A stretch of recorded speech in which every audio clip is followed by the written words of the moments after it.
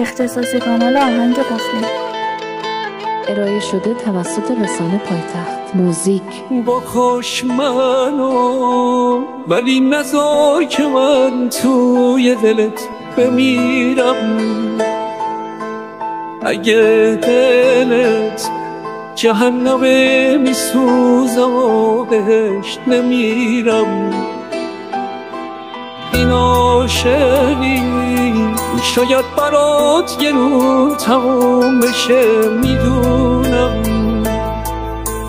من از خودم دارم این انتقام سخت و هی میگیرم.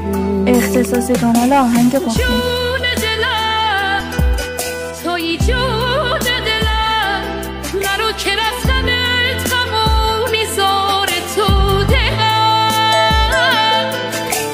حوصله کن به پای این دل بی صبر و ظلم.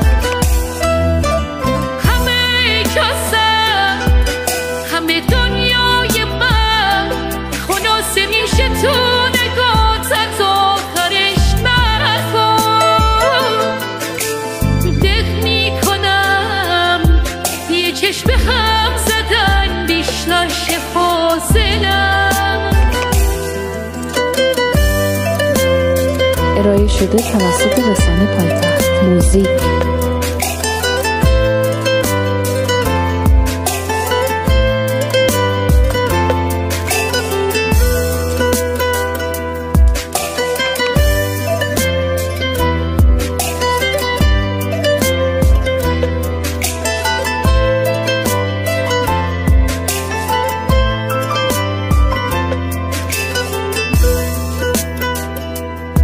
به همه خوبیات هستم، بی تو من توی مخمسم.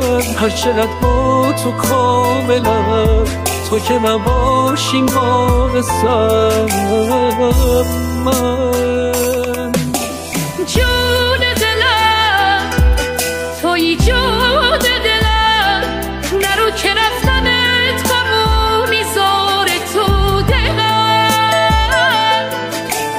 حوصله کن به پای این دل بی صبر و ظلم.